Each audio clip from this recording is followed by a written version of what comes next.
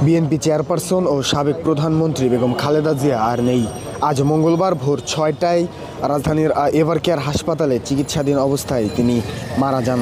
খালেদা জিয়ার মৃত্যু সংবাদটি নিশ্চিত করেছে তার ব্যক্তিগত চিকিৎসক, বিএনপির স্থায়ী কমিটির সদস্য অধ্যাপক ডক্টর AZM জাহিদ হোসেন।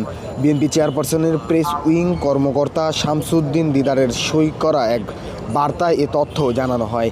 এছাড়া বিএনপির ভেরিফাইড ফেসবুক পেজ থেকেও বিষয়টি নিশ্চিত করা হয়েছে।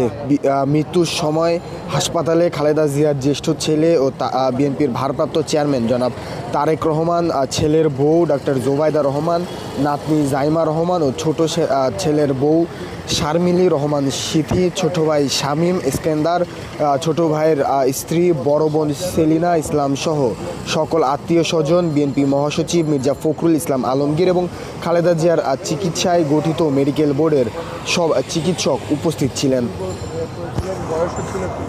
খালেদা জিয়ার নামাজে জানাজার সময়সূচি ব্যাপারে পরে জানানো হবে বলে উল্লেখ করে হয়েছে এই বার্তায়। কারাগার থেকে মুক্তির পর গুলশানের বাসভবন থেকেই চিকিৎসা নিচ্ছিলেন এই প্রধানমন্ত্রী। এ সময় যকৃত, কিডনি, হৃদযন্ত্র বিভিন্ন জটিলতায় ভুগছিলেন তিনি।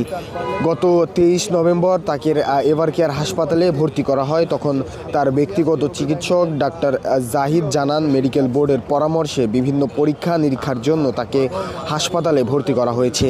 পরীক্ষা শেষে চিকিৎসকেরা জানান তার ফুসফুসে সংক্রমণ দেখা দিয়েছে।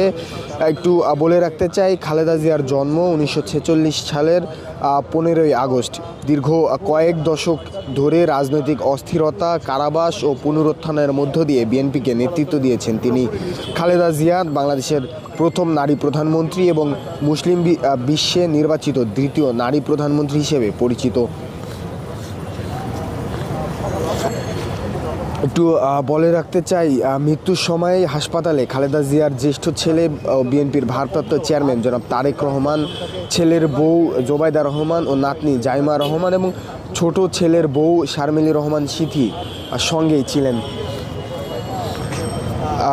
গত 23শে নভেম্বর তাকে চিকিৎসার জন্য, তার নিয়মিত স্বাস্থ্য পরীক্ষার জন্য কিন্তু তাকে এই রাজধানীর এভারকেয়ার হাসপাতালে নিয়ে আসা হয়েছিল এবং এরপরে তার যেই ব্যক্তিগত চিকিৎসক রয়েছে AZM জাহিদ হাসান, তিনি কিন্তু গণমাধ্যমকে জানিয়েছিলেন যে তার শারীরিক অবস্থার অবনতি হয়েছে এবং মূলত যকৃত, ফুসফুসে সংক্রামক ছড়িয়ে পড়ার কারণেই তার শারীরিক অবস্থার অবনতি হয় বলে তিনি জানান। এরপরে আমরা দেখেছি তাকে কিন্তু বেশ কয়েক দফায় উন্নত চিকিৎসার জন্য সিঙ্গাপুরে নিয়ে যাওয়ার কথা ছিল, তবে সেগুলো